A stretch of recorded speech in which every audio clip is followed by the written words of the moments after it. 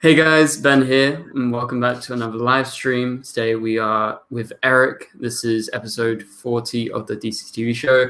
We're going to be talking about Superman and Lois. We didn't get around to talking about it yesterday on the after party because I only just watched it earlier today. I also wasn't able to put out my review, so this is kind of going to act as my review because we're going to go into details. Obviously, it's not just going to be my thoughts, it's going to be Eric's thoughts as well. So you get double for the price of one. But then also, obviously, I want to hear your guys' opinions. So in the live chat, go ahead, chime in. If you have any questions or topics you want to bring up to me and Eric, we are going to be answering super chat questions. Obviously, they take priority. We'll answer them pretty much straight away once they get sent in. And your support is greatly appreciated towards the channel if you do that. But yeah, for now, we do have our topics. We're going to go through Superman and Lois first, and then we'll go to the Flash afterwards, because we've talked about the Flash on our channels, and we did yesterday on the after party, but we haven't put out our thoughts on Superman and Lois yet, so we'll get to that first. But yeah, welcome to everyone to the live stream, and let's go ahead, get into this. Superman and Lois, thoughts, Eric, like overall thoughts, and we'll get into the nitty-gritty of the episode in a bit. I think it's probably impossible at this point for Superman and Lois to have a bad episode. Like, I don't think it's possible for the show to do it. The cast is too good. The writing's been too good. I mean, it would have to be something way off the mark for them to do that. I quite enjoyed this episode. It wasn't... The revelations throughout weren't as big. I mean, we had something big at the end that happened. But ultimately, this was us seeing the effects of Clark being seduced by the power that... Tauro was introducing, and with this device that came from his was it the fortress of, what did he call it? Was it, did we ever get a name for his fortress? No, it's just the desert fortress. Yeah, so it's like his fortress of solitude, I guess, is the one. So we have that going on, and then of course we have the return of John Henry Irons as Steel, and Lois doing some really cool stuff with reporting to help with her situation. So I pretty much loved all of it. You know, the Diggle stuff was a little disappointing to me, but David Ramsey's really good. So even when he's given like a 3-minute scene, he basically kills it. So, but overall, I was very satisfied with this episode, and I know we still have like, what, 2 left? I think we have 2 or 3 left, I believe. So, because this felt to me like a penultimate episode, or it could even be a modified finale. So the fact that we got it now, we still have, you know, a handful of episodes left. I'm really excited to see where we're going to go with the rest of the story. So yeah, and I feel like I'm in the same boat. This could have been a finale, because it's like, okay, so are we going to be at the conclusion? Because we defeated Edge before, well, his army, and now they defeated him again. He's in prison. Obviously, we'll get to that later. But yeah, I feel like every episode gets like bigger and bigger and bigger. Obviously, this was a little bit less on the revelation side, like you said. I feel like it was a very good episode, as always. You know, absolutely nothing wrong with it. I had no complaints, actually, in my notes. I think it's just like a very good stepping stone to get to the next episode, probably after this. But yeah, overall, I really enjoyed the episode. Although it wasn't as crazy, I wasn't like screaming like some of these other episodes. But for me, if I give it a ranking overall, it would probably be like a 9 out of 10 or something. You know, it's like it would be up there for me as well. Yeah, it'd be pretty high. Yeah. So, but I mean, every episode so far has been like a 9. I think the lowest score for Superman and Lois I've ever given is like a 7.5, which is still really high. Do you remember what episode? I don't remember. It was one of the earlier ones. I think one of the, like, it was like episode 4 or 5, somewhere around there. I think I gave it a lower score, but even then, if I went back and watched it, I think as a whole, it probably would make sense, because you know, you judge an episode based on like where it is, but sometimes when you go back and you know where it's going, it changes your perspective of the episode. So yeah, and you know what? I went back the other day and I watched the extended pilot. You know, like the long. It was like 19 minutes, and it still holds up. It's still amazing. Like, it's really good. So I don't think I've seen a better pilot for any of the Arrowverse shows than Superman and Lois. I think it's probably the best one. Yeah, it's really good. Okay, so before we move on and talk more, we do have a question from Cal. Thank you so much for the super chat, Cal. Cal says, do you think this season Jonathan will have powers? Now, this is actually something that Eric literally just brought up before we hopped on into the live stream. And so, Eric, thoughts about Jonathan getting powers overall? Like, do you think he should have got it? Do you think he will? So like I said earlier, before we went live, it makes no sense if he doesn't get powers, because this isn't like a metahuman potentially passing powers down to a child. This is a person who is half Kryptonian. So their powers are literally part of their DNA. It is what they have. If you're a Kryptonian and you come to Earth, you will get powers. You may not be the most powerful, but you will get powers. So for one of them to have powers and the other one to not have powers seems like something, at least from the outside, it doesn't make a lot of sense. Jonathan should have some powers of some sort. It may not be at the same level as Jordan, but he's still half Kryptonian, which means he should have powers. So the fact that he doesn't have them isn't like a metahuman dampener. It's not like someone not getting their parents', abilities passed down to them. It's literally part of his DNA. Yeah. So I think the way that they're going around it is probably, if you ask them, they would be like, oh, he's half Kryptonian, he's half human. So they would be like, it's like genes in normal humans where one gets like brown hair, a sibling gets blonde hair. I think that's how they're explaining it, but you're right. Well, I even said early on that maybe one of them gets heat vision and the other gets like super breath or something. Like maybe they don't get all the same powers.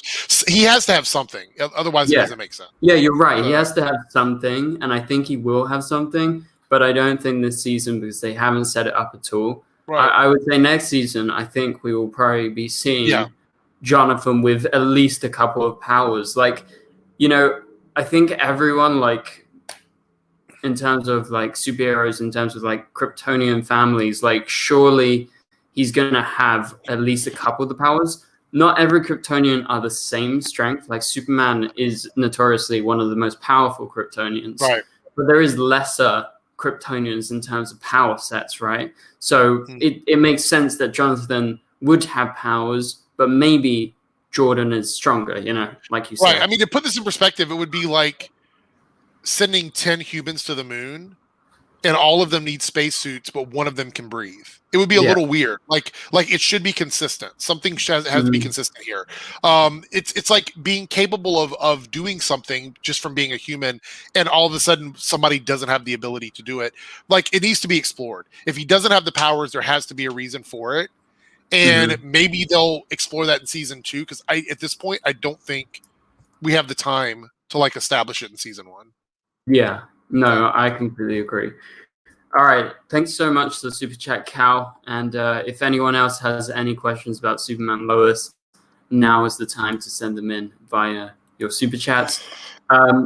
Okay, now let's move on to one of my other points that I have in my notes to do with this episode. So the whole thing, and you brought this up, this episode is mainly about Superman resisting turning evil. Resisting, spoiler alert, Zod within inside of him.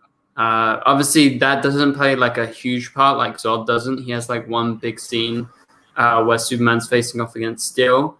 However, it's more about Superman resisting, thinking of his family, and I thought the way they did it was really good. Actually, the montage, the way it was edited, I thought it was very good. Like I was doing something like at the same time.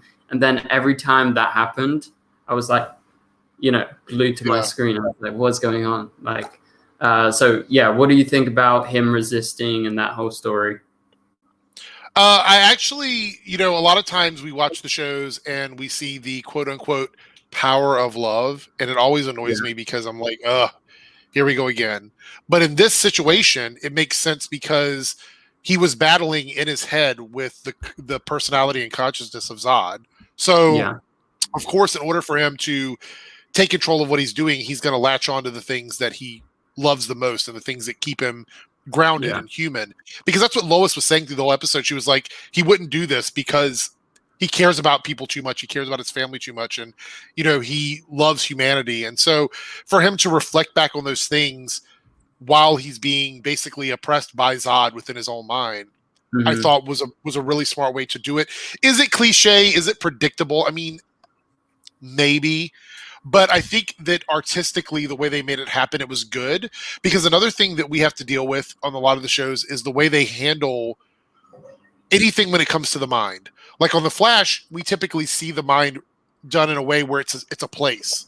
Like people go into it and you see people there. And then on some other shows, it's very nuanced. Whereas on Superman and Lois, we got to see it as if we're just watching the person struggle with it from our perspective. So we see, right, exactly. So we see the flashes of what he's thinking instead of like, because they could have done a thing where Clark and Zod were battling in Clark's mind. Like we could have seen a scene where they were inside of his head and they were fighting, and Clark wins by thinking of his family while he's fighting Zod in his head. But they didn't do that. Would that have been more cliche? Maybe, possibly.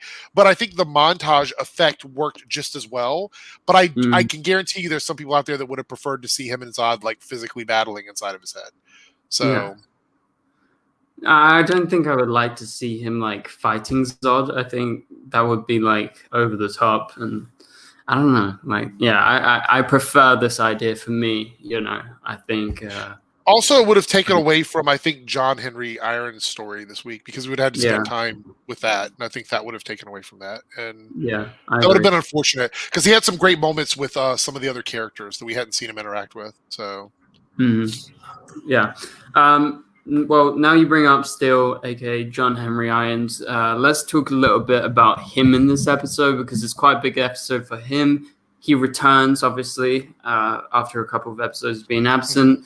And so we find him. He's in Metropolis. He's looking for the alternate version of his niece, I think. His niece? Right? Was it? It was either his niece or his sister, I thought. Something like that. It was a family. It was a relative. Anyway, a relative he's looking for. I haven't watched it since Tuesday, so my version of it's even less than yours. Yeah, so you're right. But I presume that's going to come back at some point, right? Because they set it up.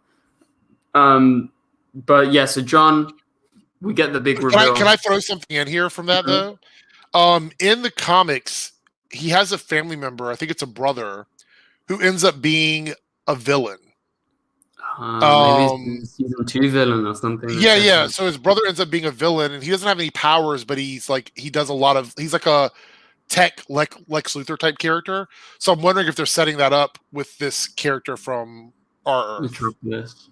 Yeah, that's actually a very good theory. Now you bring that up, because I didn't know. So they're saying it's his sister in the chat, and it was his brother in the comics. So maybe they're swapping. Right. He doesn't have a sister in the comics, so maybe they're just putting her in place of the brother. So I mean, it kind of makes sense, because we had this we had a male villain this season, so why not go for a female villain next season? So I think that twist would be pretty cool. And I like the idea of like keeping him around, because I think he's a very good addition to the show. And I would hate to lose him personally, because I really like him. I hope we get like a team Superman next year, and he's part of that team. That would be really good. Yeah, he helps a little bit, and then maybe if like Jordan becomes Superboy or something, you get the Superboy Superman team up, which would be cool. But okay, so the big thing with John Henry Irons this episode, we get the reveal about him coming to Earth. He was about to use this weapon that he had, and this would disable Superman's powers for long enough for him to kill him. And so obviously Lane wants to use it, General Lane that is, in this episode to kill and disarm Superman so that Steel can finish him. But obviously that doesn't go to plan. But what were your thoughts about the kind of reveal that he, we all kind of guessed like that scene we saw a couple of episodes back was him going through. Is it actually something to do with Crisis? Because it looked more I don't think it's related to Crisis. Yeah. So we also see something at the end of this episode that I think might sort of tie into that a little bit. But basically, I mean, we'll get there. But the weapon that he was going to use to disable Superman, I believe, was a Red Sun weapon, right? Wasn't that what it was? It was like a artificial red sun. Somehow that weapon ripped a hole in reality and allowed him to cross through the multiverse, I think. So we're assuming that Crisis, as far as we know, Crisis affected his Earth and that everyone there is already dead and gone. Mm-hmm. But what if he can get back to his Earth? Yeah, what if there's a possibility? Because his daughter is still there. Mm-hmm. And we don't know what happened with the evil Superman or anything. Like, are they still oppressing the Earth now? Because he didn't kill that character off. No, he didn't. So if he crossed over from that, which I don't think had anything to do with Crisis, I think his Earth still exists. I think that's going to be an Earth that we'll be able to go back to at a certain point. So, wow, that's an interesting thought. Note that down, guys. Holy shit! Like, that could actually be legit. Like, that makes sense. Like, what happens if, after all this time, he's been, thinking about his daughter and everything, like thinking that she's dead. What happens if she's actually alive and the Earth is fine and they have to take down the evil Superman once and for all with the good Superman by his side? Yeah. Because I don't think it was related to Crisis at all, which means that his memory of it doesn't matter. Like, a lot of people are saying that Paragon should only remember the changes, but what if this didn't relate to Crisis, then that doesn't matter. He would definitely remember it. Because we were assuming, how does he remember this Earth if Crisis caused him to come to Earth? Yeah. But now that we know that's not the case, it doesn't matter. You know what I mean? Secondly, what if, and this is just a completely outside the box thing, but what if his sister isn't say, for example, she's not a bad guy. What if she's really, really smart, like she's a super genius or whatever, and he wants to see her because he wants her to help him replicate the accident that sent him to this Earth so he can go back to his Earth? There's a lot of possibilities with her, and I think if we don't get an answer for that at the end of the season, I think it might be fun to theorize throughout the break what's going to actually happen with this character. No, that's really good thoughts. I totally buy into that theory. Like, it could totally happen. I would like it to happen. But okay, so we have Superman. We have that big fight scene with Steel. Obviously, Steel kind of gives in to what Lois wanted. You get the reveal of Lois being, Superman's husband, and what do you think overall about like their stuff, like Lois's there was a lot of stuff. So one of the things I loved about it that I think was so understated in this episode, and every review that I've watched, people haven't talked about it, but did you see what Lois did to try and change John's mind? Yeah. She was interviewing people who had been, like, obviously the Cushings, to see whether or not they actually were able to, like, remember, not remember, whatever. It showed her actively doing what's within her skill set of investigative reporting to use that to change the minds of people who wanted to just kill Superman. I thought that was brilliant, because we talk about every single week, like, how is Lois going to be relevant using her skills, and they do such a good job of it. Like, I thought that was brilliant. And I actually thought that the emotion that she felt when she revealed to John who Superman was to her was done so well. Like, Elizabeth is just, she's on another level for me with this character. Yeah. She's so good. And then the dilemma that John had in whether or not he should kill Superman based on what he knew of Superman, they did a really good job of, like, getting a perspective of everybody. I mean, we had the kid's perspective, we had Lois's perspective, we had the general's perspective. I would not have wanted to be him, because in his mind, he's like, I have the ability to kill Superman. Like, I can do it right now. It's a push of a button with my hammer, knock him out, use the kryptonite or the red sun rocket or whatever, and kill him off. I have that power. But if I do that, is that the right thing to do? You know what I mean? Like that is such a big, heavy thing weighing on his shoulders. And even when he was fighting Superman, I feel like, Superman was like, or I should say Zod. We'll talk about that, I guess, in a moment. Yeah. But Zod was fighting him and whatnot. I felt like he wasn't even fighting at his full capability, because he didn't know what he wanted to do. He wasn't sure if he wanted to take the shot. He didn't know if he wanted to kill off Superman, And so I really enjoyed that from him. And what a great character. I will say this. I don't think we've had a character on any of the Arrowverse shows like John Henry Irons, who we come in and, like, for the first half of the season, we think that he's someone completely different. He's a bad guy, and we're totally convinced. And then they flip it on us and shock us all and make us, like, basically love a character as much as we love him. Because I think he's a great character, and I love the energy he brings to the show. And if we're talking about characters that we don't, because we understand, like, the Kents, like, we kind of get that family. He's a character that we don't really truly understand yet. And I hope we get even more of him. And I also want to mention, I love the fact that even when Lois was begging him not to kill Clark, they could have gone like the cliche route and been like, well, he loves her, so he's going to listen to her because that's the woman that he loved. But they still stuck by the fact that he knows that that's not his Lois. And he doesn't look at her that way at all.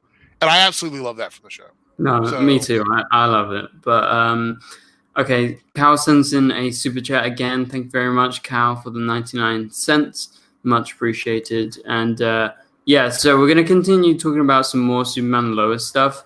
And if anyone else who is just joining and wasn't here at the start, so now is the time to send in your questions. It could be, well, I mean, keep it towards Superman and Lois mainly, maybe some crossover stuff if you want to talk about Diggle, which we'll get into in a minute. But yeah, send in your super chats right now if you have any burning questions for me and Eric.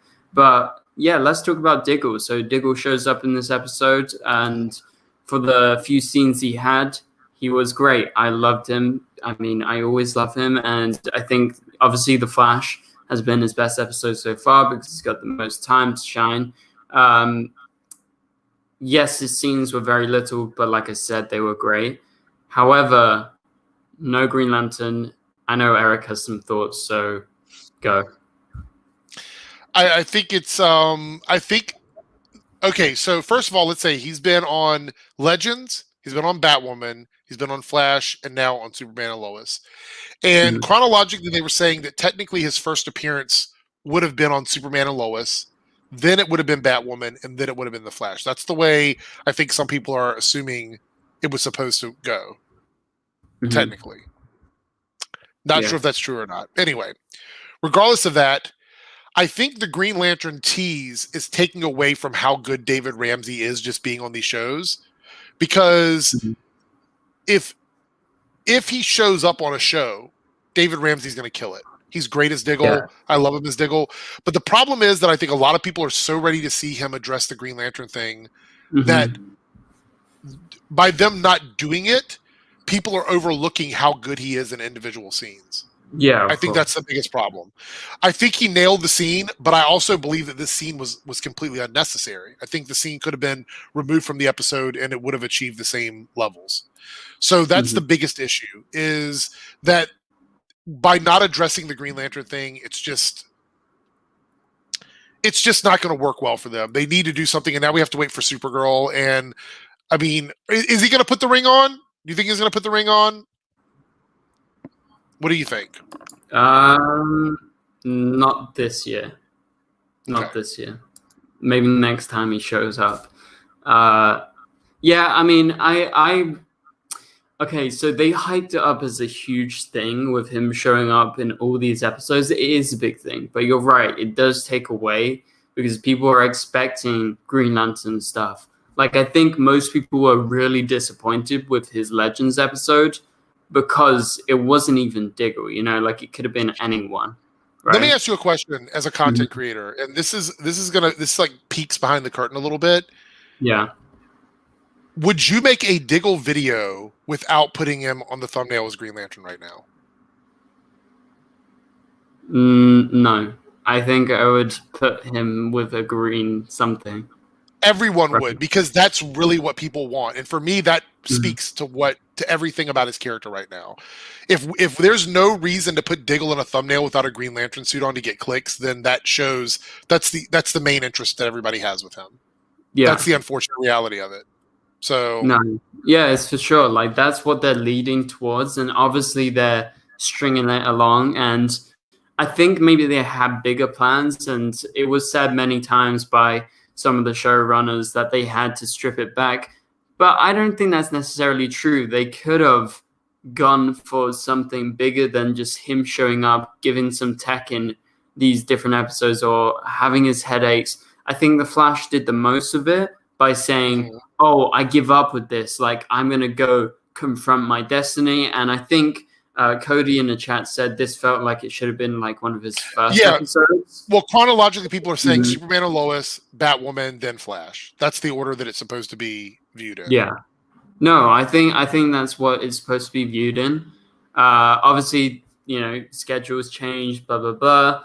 But I don't see why they couldn't have gone for something bigger. And I said this before. I think Supergirl's episode, which is going to be happening, I think he'll show up around like October, maybe sometime around there. Maybe it's a long wait, though. It's a long wait. It's really it's a long way. However, I think he's going to be big in that episode, just like he was in The Flash, because I've seen a lot of behind-the-scenes stuff with him, with the team, out in the field doing stuff. But I still don't think you're going to see the Green Lantern ring in that episode. Right. I think they're still teasing. And what they set up on The Flash, I got the impression that we're probably going to see him return in like whatever the next big thing is. And I think maybe then you will see the Green Lantern ring. That's just my impression. Well, I will say this: it makes more sense for him to have a lot more on Flash than Supergirl because he has more of a relationship with those characters. Of course. So for me, that makes the most sense. But it is kind of a shame that that basically Superman and Lois and Batwoman were basically cameos. It does sort of suck, but it is what it is, I guess. Yeah, it is what it is. But I did enjoy his scenes. It was nice to see him interact with Lois. It makes me miss Arrow. Yeah, he keeps mentioning Oliver, and I really love that. Every time I'm like, God damn, I miss Arrow. So, yeah, it was good. But, okay, let's move on to the next thing in regards to Superman and Lois, and we're going to move on to The Flash very, very soon. Okay, so Lois reveals in this episode that Superman is her husband. We get all this different stuff to do with Edge. So there is this, like, I think, like we said earlier, most of the stuff is all linking back to each other because it's all about, like, saving Superman or Superman saving himself. But it all leads to the end. And now the end of the episode, we're like, okay, is this the end? Is Edge officially taken down? But then they're like, Leslie Lara is still out there. So obviously something greater is going on. I think Leslie and him probably have a plan to get him out, right? But what the hell happened to his eyes at the end of the episode as he sort of does this smirk? And yeah, we have some theories. Well, Eric specifically has a theory about the personalities of the Kryptonians. So shoot, Eric, and you guys let us know, what did you make of that ending scene to do with Edge, aka Save Row? Yeah. Well, I have my own personal theory, and there's one other theory that we didn't talk about that is kind of circulating a little bit. So my personal theory is I think in order to basically power himself up, he's used the Eradicator to put all of the personalities into him. So he's embodying like all of the remaining personalities stored from Krypton within himself, which would give him vast amounts of knowledge and vast amounts of access to power. So I would think that would make him a pretty big threat to everyone, basically. The other theory is that when he did that and it exploded, the personalities randomly fell from the Eradicator, and we're just going to have people show up with Kryptonians in them, like at some point or another. So we could end up with like, some like basically it's like unleashing possible villains for later on the show. Yeah. That's kind of what people were thinking. And I think either one of those are fine, but I don't think what John did stopped him. Like I think that whatever it is he was trying to do, he actually accomplished.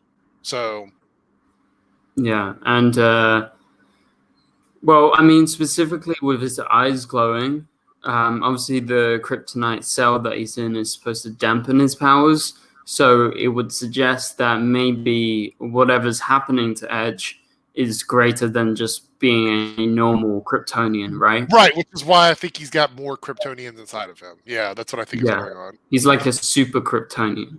Basically, he's like super Saiyan. He's like a Super Saiyan. Super Saiyan Kryptonian. Yeah. But yeah, and so obviously the Eradicator stuff is quite big. I said this before, but I'm a little bit confused because they refer to the Eradicator as like a person, sometimes as a thing. So can you explain to people a little bit about what's going on? Well, in the comics, the Eradicator turned into the one that we know from the Reign of the Superman storyline, which is like he looks like Clark, but he's wearing a different suit and he's got a visor, and his basic he thinks like a program. He doesn't think like a person.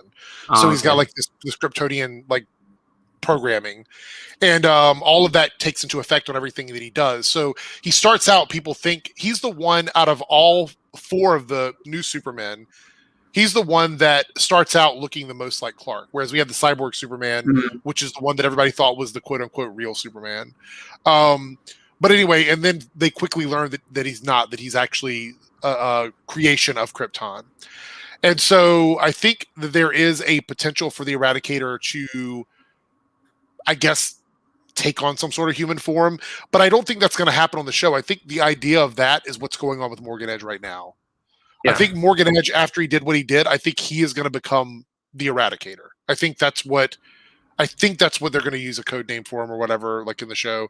I do believe that that's basically what the storyline they're telling, that it's going to basically take away like Morgan's personality and replace it with the ideals of Krypton, and he's going to be very different. That's personally what I think is going to happen. So the one from the comics that we have, the Eradicator, who is an actual thing, a person, I don't think we're going to see that, but I think Morgan is going to eventually be what that is. So, okay, now I get it, because okay, I knew the Eradicator from the comics, but I knew it was a person, so I was like, well, it didn't start out as a person. That's why it started out something similar to what we have on the show. Yeah. So yeah, I mean that makes sense, and there's probably what's happened to Morgan, like we said with the personalities. He's probably like lost any humanity that he had, even though he barely had any humanity by the end of this episode. But yeah, he's going to become a Kryptonian weapon. Basically, he's going to be a Kryptonian weapon. That's what I think is going to happen.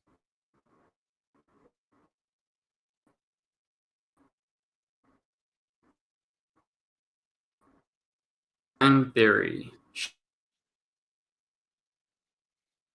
Am I lagging? I think I lagged out for a second. Anyway, we should be back. The Big Bang Theory, Sheldor sends in a $2 Canadian super chat. Thank you very much. They say, sorry I'm late, but does Bart drink caffeine? Lol. Now, this is a very good question, and I guess this could be our segue into The Flash. Because, like I mentioned this a couple of times before, Bart is very hyper. He is very, like, always impulsive, as they say. You know, they said that many times. Right. Does he drink caffeine, Eric? Could that be the reason? I mean, it could be. There's a lot of different theories about it. I saw some talk online, and I don't want to be offensive with this. So if anybody is offended by this, please don't take it that way. But some people were saying that maybe his behavior has something to do with, maybe he's the first character we've been introduced to that has like behavioral issues. Like, maybe. And you know how some kids actually do, and they have to have medication and stuff to take care of it. So they were thinking that maybe that's part of what Bart is dealing with, and we're seeing it for the first time as a character on screen. And if that is an issue, I think it would be a good way to explore it, and it would be a good way to take some of the stigma away from it and have people sort of recognize it. Not to get too deep here, because he could be drinking caffeine. It's quite possible that he drinks super caffeine. I don't know. But some people were also saying that maybe it is a behavioral thing, and maybe it'll reduce some of the stigma in his character, which is why he was so emotionally connected to Jay Garrick, because maybe Jay saw that in him and recognized that or whatever. Either way, I think he is annoying in a way that I think is endearing, and I think it's intentional. Yeah, I agree. So, yeah. Oh, it's definitely intentional, and I think that angle is actually pretty interesting. And I think that would make it even better than just like a hyperactive kid. So I've seen some talk online about that as well, and I think it would be pretty good if they actually went down that route. And that is one of the reasons why, like, you know, it could be a reason that like no one knew that he had any kind of thing slightly wrong with inside of him. So they're all like, oh, stop being so hyper or something. But then Jay realized, no, like this is part of his nature, and Jay embraced it. So I think that would be, pretty good. I would like that. Yeah. It would be a great story to cover, as long as they do it well. They have to handle it well. We have one episode left to really cover it, so hopefully that is, if it is, this addressed. So. And if he shows up next season, again, we don't know, but there is a possibility, at least for the start, because they're filming in the next few weeks or so. I know like Candace is still in LA at the moment, and I think Grant is still in America, but I think they're going to be leaving sometime in the next week or so. Because like Legends has started shooting their new season already. Well, I have to say this: once Candace stops posting on social media, they're filming. We know, yeah. That's pretty much it. Yeah. Okay, we have another super chat from the Big Bang Theory Sheldor. Thank you so much for the extra support. So they say also if the Flash doesn't discover the multiverse. So I guess they're just like, the multiverse. I think the Flash is going to be the show. I think the Flash is the person as well who is probably going to discover the multiverse, considering they're having this big crossover for like 5 episodes at the start of the season. And we're pretty sure we're going to see like Stargirl show up. So what are your thoughts on the multiverse and like Barry discovering it? I think that there's a possibility that we're going to, because we know when one of the things, let's go back to Superman and Lois for a second. One of the things that Diggle addressed was he thought it was interesting that John Henry Irons was from another Earth, because we were under the impression that that was not the case when after the events of Crisis, that there was only one Earth and that everything else was basically erased. But with John being there proves that that's not the case. Yeah. So technically Superman and Lois has discovered the multiverse first. I think that what will happen is I think that the crossover planned for next season of The Flash is going to cover the multiverse. That's what I think the 5 episode thing is going to be. That's my I completely agree. Like we're going to have Stargirl for sure. Like I've said, and we talked about this a couple of times, but we're pretty sure we're going to see Superman, Stargirl, blah, blah, blah. Yeah. Candace just posted a memory from last year. It says just moved to Vancouver to start filming Flash, or from 2014, I should say. And then the next picture on her Instagram is her with the girls of the CW. So I don't know if that's a confirmation that she's back yet, but it seems like she's getting ready to get back into She's thinking about it at least. Yeah. Because we know that she didn't want to think about it recently. Yeah, I don't blame her. She was on holiday. Yeah. She wanted to just chill. I get it. So no, yeah, I'm seeing that right now. I just pulled it up on my screen. So it does seem like she's probably preparing to go back, because she is posting. Obviously, like it's a memory. It's like however many years ago she was in Vancouver shooting, moving for the first time. Yeah. But then also posting about her friends in Vancouver. Pretty big thing. Obviously, a lot of those people aren't there anymore because a lot of them were from Arrow. But anyway, let's move on from that. Thank you so much for the super chat, Big Bang Theory. And we have another super chat from Silhouetted Animator. Thank you so much, Silhouetted Animator. And he says, coffee is the only drink in Central City. That is pretty damn true. Seems like they only drink coffee from CC Jitters. Would you drink coffee if you went to Central City, Eric? Not from there. It's too dangerous. From there. I would go to Starbucks probably. Yeah. It's like a 80% chance you're going to be attacked. Like the windows are going to get shattered every day, pretty much, right? So yes, pretty much. It's very dangerous. If you drink coffee in Central City, stay away from Jitters. I don't even know how they have business anymore. To be honest, I don't even know how that place stays there. But yeah. Yeah. All right. So thanks so much, Silhouetted Animator, for the super chat. So now we are going into the Flash. We are getting some Flash super chat questions. I just saw Cal put in a new one, so we'll answer this before we go on to our, points about this week's 150th episode of the Flash. Obviously, it's a big week for the Flash as well, so we want to cover it in as much detail as Superman and Lois, obviously, so that's why I kind of split the stream in half. But yeah, so if you have any thoughts or opinions on the Flash, now is the time to send it in. Obviously, you can do it by normal chat. If you have any thoughts, I'll be reading it. I always read the chat. Obviously, it's harder to go through every single person's, but if you want your question or ideas read out, send in those super chats and we'll get to that as we go through the Flash this week. So Cal sends in a $4.99 super chat. Thank you so much for the support, Cal. Cal says, do you think we will see future Barry and Iris from 2049?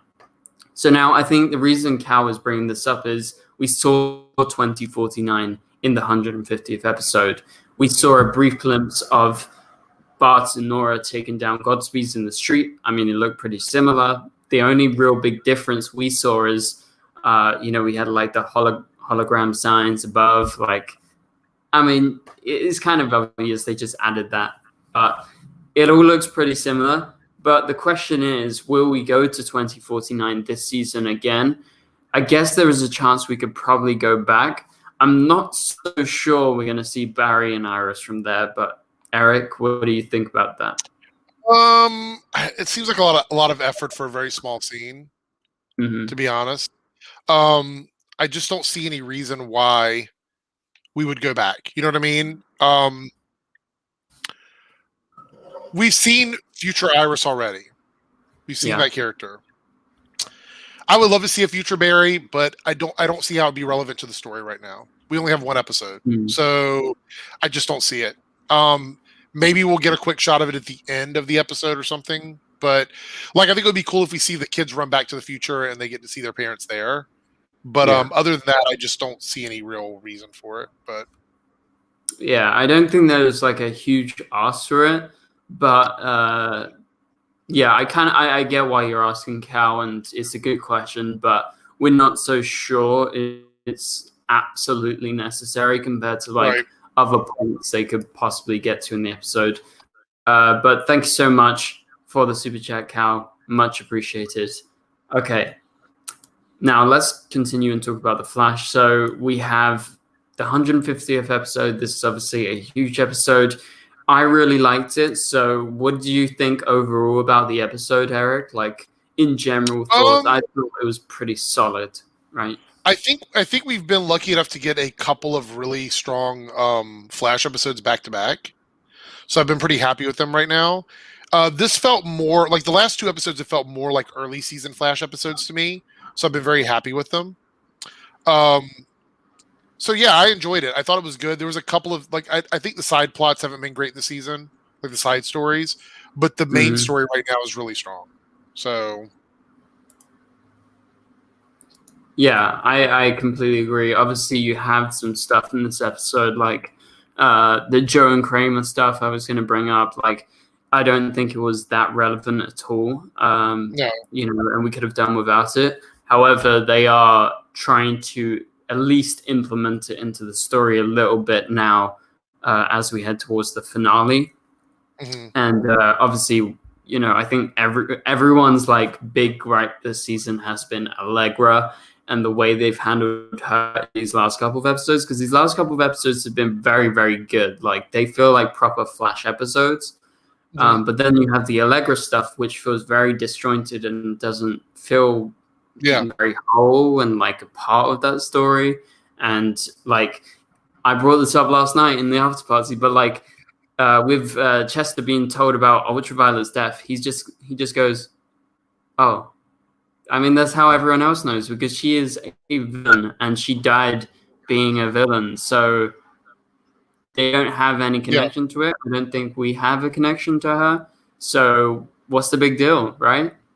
Well, I mean, and the thing is, we had that Allegra episode that was more about Ultraviolet. So actually, I'm guessing that we were supposed to feel something about it, about her dying or something, but there was no emotional connection there. There was zero. And so for me, I'm like, why are we even doing this? Why is Allegra even doing this? And if you have an issue with being at Star Labs and being quote unquote used for your powers, then why were you at Star Labs? Go chill at your house. Like, how dare they ask you to help out while you're sitting in Star Labs waiting to ask to help out or whatever? Yeah, how dare you? Oh, you want me for my powers? No, I want you for your sunny disposition. I mean, like, seriously, it was like, yeah, no, I don't know. But like Jamie says in the chat, again, how did she die? I mean, all I remember, I don't actually remember how she died. I just remember she turned up and she was dying. I was like, she disappeared into energy. She disappeared into energy. That's I remember that because the CGI was decent. But yeah, I don't know. Like, that scene, I was like, okay. So the better question is, do we care? Do we care? Yeah. I don't. So no, we don't care at all. But okay, so that is to do with the side stories. Now let's get on to the main kind of plot of this episode. Obviously, we're continuing off of where the Prisoner of War episode that we got recently and the episode before. So the big thing is Bart is in this episode, Nora is in this episode, and we get a huge reveal in regards to Bart's character that Godspeed is Bart Allen's Reverse Flash. Now that is super interesting, and I think that took me off guard because I was not expecting that. I know he has a relationship to Reverse Flash in the comics because he is half a Thorn, right? Yes. But we're obviously going around this a bit differently. Mm-hmm. But I was still surprised to see him having his version of Reverse Flash, and I thought it was very good the way they went around it. What do you think about that? Well, I'm a little bit confused. He said that it was his version of the Reverse Flash, right? And his reason for that was because at some point, spoiler alert, Godspeed kills Jay Garrick in the future. And so that happens, right? But we saw Godspeed coming after Bart. That was the reason why that question came up in the first place, right? So why were they coming after him? Like, his beef with them is one-sided, right? Like, he's mad at them for killing Jay Garrick. But why are they mad at Bart? He keeps calling him their Reverse Flash. Like, Thawne is the one who is coming after Barry. It's not Barry going after Thawne. So it's a different situation here. Like, why are the Godspeeds coming after Bart? It's kind of a question for me. Like it doesn't really make any sense. Excuse me. They're after him unless he did something. Did he do something to them? I don't know. Think about it for a second. He has an issue with them, but he wasn't the one chasing them. They were chasing him. Yeah. Why? What's the reason for that? Eobard, again, has a reason for it. Godspeed doesn't have a specific grudge against Bart that we know of. Yeah, he just wants infinite velocity, and Bart just happened to get in the way, right? And but then they also in this episode they capture Jay to bait Bart out, but I'm like, why? What did Bart do? What is the unique reason for Bart? You know, opposed to like Nora or Barry or like what? Yeah, what I think did he it was do? just a reason to give Bart something. You know, for him to have that ending scene in the episode, right? That's the reason why. We can also dive into like stuff that we're not aware of. Like, we know that Bart has attacked him before, right? Like, they've been fighting for a while, obviously. So maybe he does hold a grudge against Bart for that reason. But I'm assuming Nora has also been there. I feel like she's been attacking as well. So yeah. I don't know. I'm a little bit confused. I'm wondering if we're going to get more information on that. But I will say that him having his own Reverse Flash is a very cool storyline. I think it's a very cool nod to the character. So that much I do like. Very cool. Yeah, I really enjoyed it. So obviously, what do you guys think about it? You guys who are in the live chat right now, let us know if you have any thoughts or opinion on Godspeed, Bart Allen, Nora, or anything to do with that. Let us know. So talking about Nora, I wanted to bring up her big thing was the reveal that she knows about the past version of herself, because in the episode she's like, oh, Dad, like, I know about the past version of Nora. And we were kind of wondering, is she different? And now it's confirmed 100%. Yes, this is a completely different version of Nora. And we did bring this up before this week's episode that she would be completely different because the last version of Nora never grew up with her dad. That is a huge thing in her life. She was a single child. She didn't have a sibling. So exactly. And now she has a young brother who we think is about 7 years younger. I think we worked out that Bart is 19 and she's 26. So obviously that played a factor in her life and the way she is now. And that's why her personality has changed a little bit. So, what were your thoughts on that reveal to do with Nora knowing about the season 5, season 4 version of herself? First of all, I really, really enjoy this version of Nora. I think this is a better version of the character, and I'm so glad that they changed her up a little bit, because it seems like what they did was they kind of split off the Nora and Bart elements between the two of them, like the old Nora between the two characters. And so I'm quite fond of that. I think that's a really good idea. I also really enjoy the fact that she seems to be not just more mature, but she's also less impulsive. than she was when we first met her. Because one of the big things about her in her first appearance with us back in season 5 was that, or the first time we really got to know her back in season 5, was that she was very headstrong and she basically did what Bart is doing now. So it's good to see that they've kind of split those elements apart. So I quite like this version of Nora. I mean, what do you think? Do you like her better than the one from season 5 or no? I don't think I can say it yet because we had such a long time with that version of Nora, but right now, I would say I probably prefer Nora in season 5 than Bart. Oh, okay, so you mean like if we're talking about the two siblings together, you like the Nora from season 5, that version of Impulse, opposed to Bart's personality, right? Is that what you're saying? Yeah, just right now with the one episode we've seen. Obviously, that would probably change if we got more, but right. Well, I quite like the Nora that we have now over the Nora from season 5, but I'm not sure how I feel about the Bart versions of Nora from season 5. I'll still have to think about that. But I can understand what you're saying. I think that's a very important distinction to make between the characters. So, but yeah, overall, I think there is a big difference between that old Nora and this new Nora. So, there is big changes. Anyway, I lost my train of thought, but I mean, okay. So one big thing, I know a lot of people didn't like Nora, but I actually really liked her. I think I've said this many times. I really liked season 5. I thought it was a big step up from how absolutely shite season 4 was. And I really liked how much time she got. But that's just like a personal thing. I know you didn't like it as much, Eric. And so I get that people like this version more because she's very different.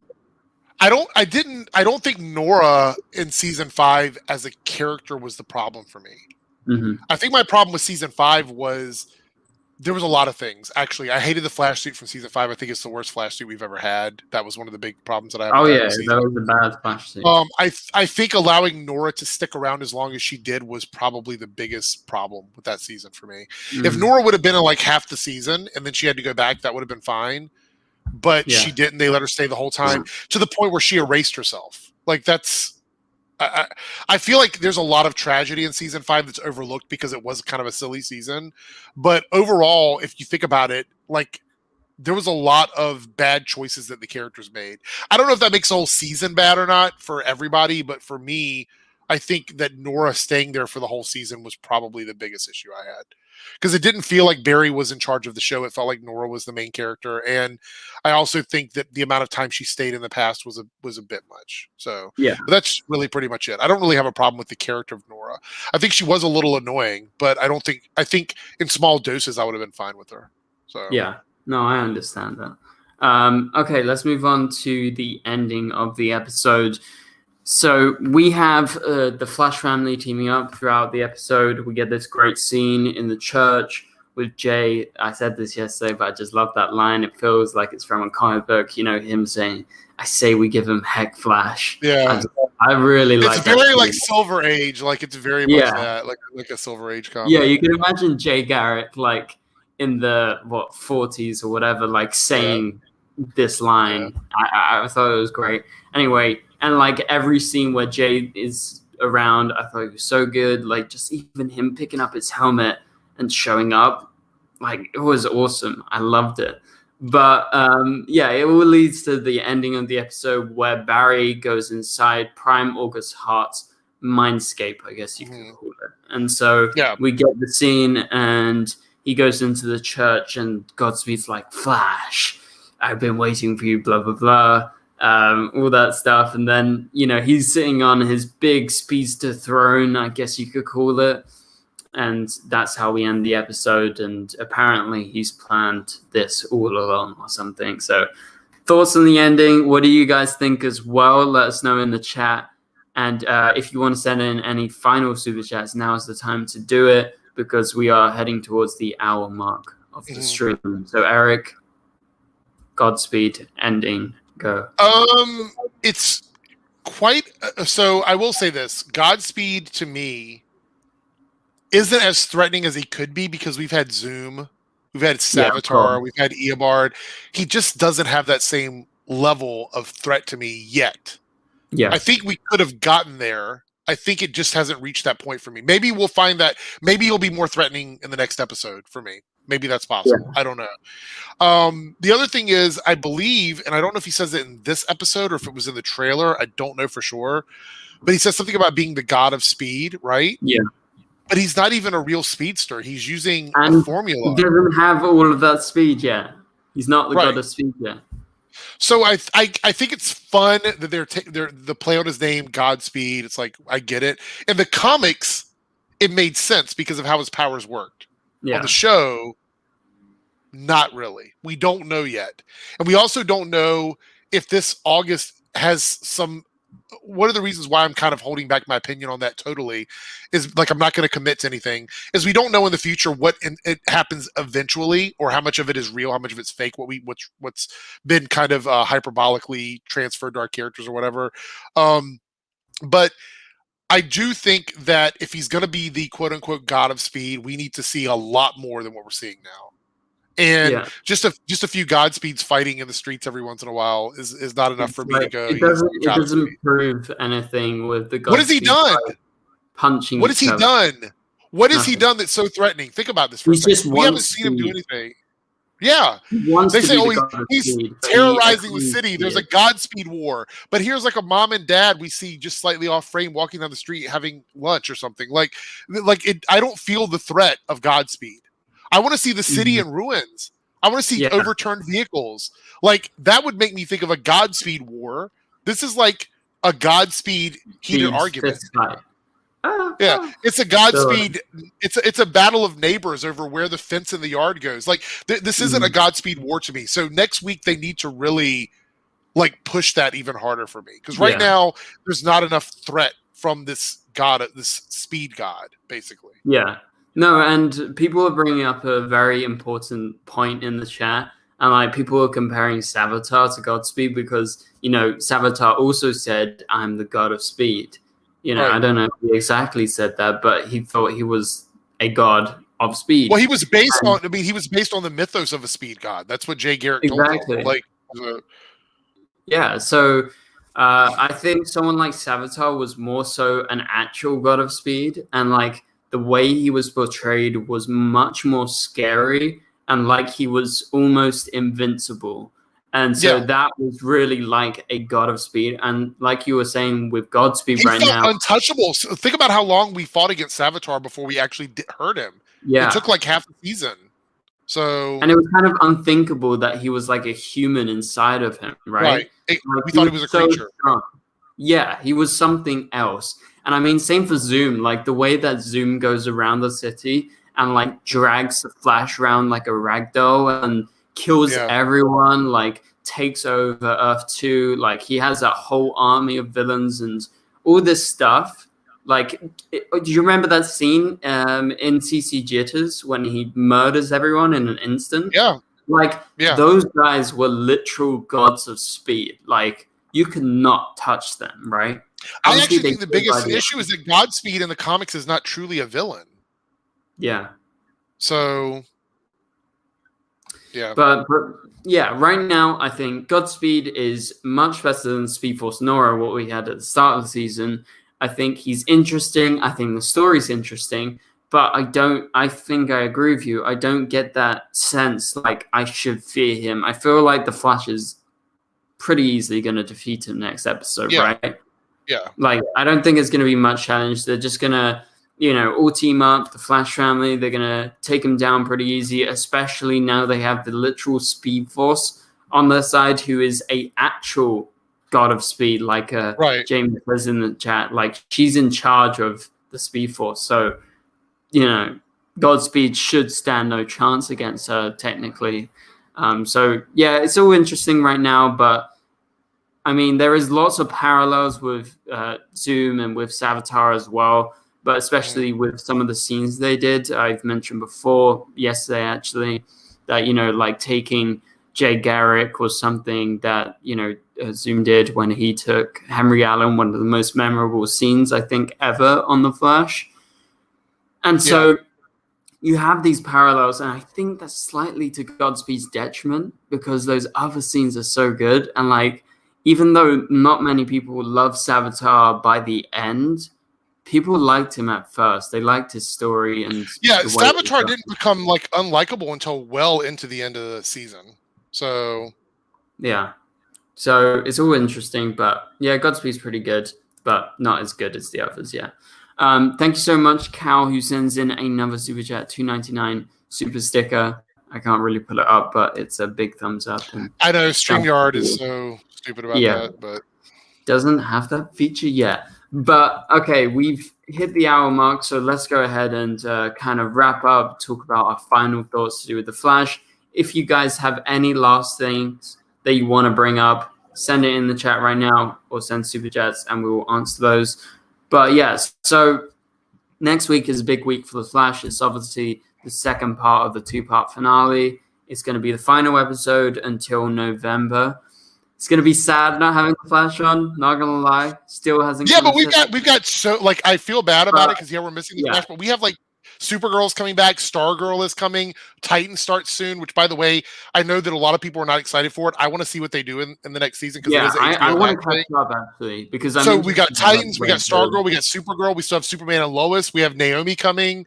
We have so much stuff coming. So I think we're going to be good. So yeah, and that's what I was going to say. I was going to have a big but after, oh, I'm going to miss The Flash. Because, like you said, like, The Flash ends, and then we're going to have Superman. Stargirl is starting in a few weeks, right? Yeah. That's super exciting. I can't wait to see Stargirl. I will cover it on my channel if people are interested in that. We have Jay Garrick is going to be on Stargirl, so I'm excited to see what he's going to do on that show. Yeah, Jay Garrick showing up. We got Green Lantern stuff on Stargirl. That's exciting.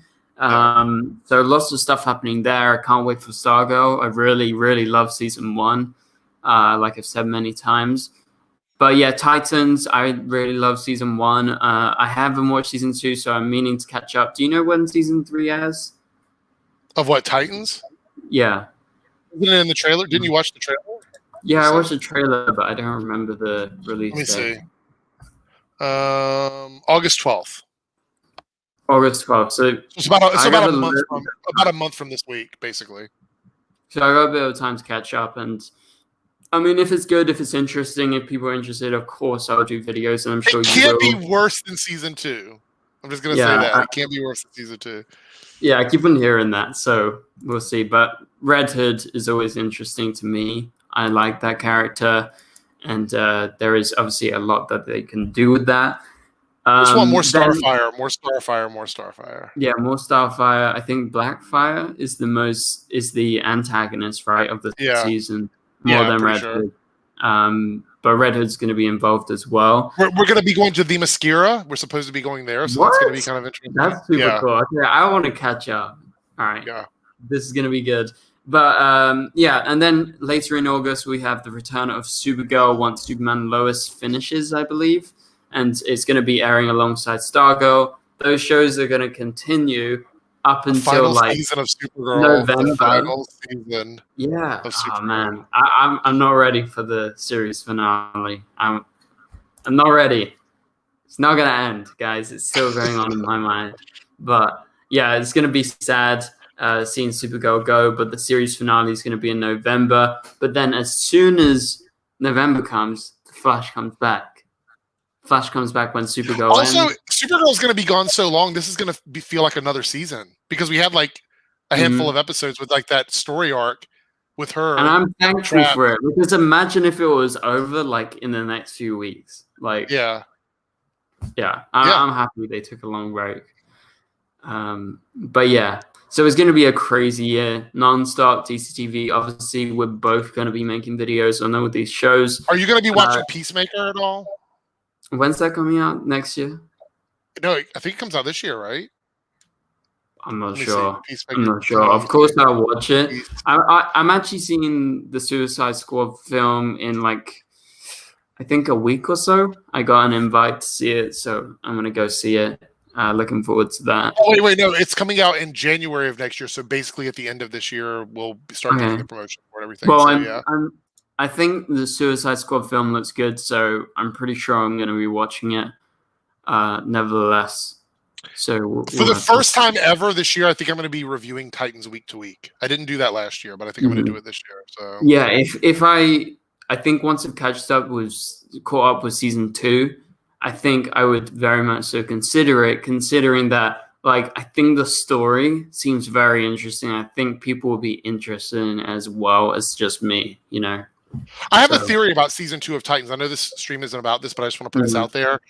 I think when DC Universe knew that it was going to go away and merge with HBO Max, it affected some of the stuff that happened in season 2 of Titans. That's what I think happened.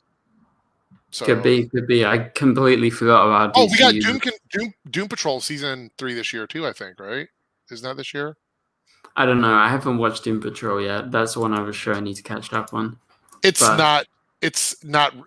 I mean, there's really no point in reviewing it. It's a weird series. I know that some people do it, but I can't. It's really weird. But yeah, I've heard of it. But okay, so that pretty much wraps up for our live stream this week. Thank you guys so much for tuning in and supporting and commenting throughout the whole stream. Leave a like on the video. Obviously, this is going up afterwards. Go check out Eric's channel. We did the after party yesterday. I eat food. I have food from Australia. I still have my Milo. He was eating Australian food from PG, so go check it out. And more eating on next week's after party, apparently, right? Some of the rest of the stuff, the Milo, whatever it was. I had there's other candy in there that I didn't have, so yeah, we'll do that next week. Yeah. Oh, and exclusive. Did you finish anything, or did you have anything more?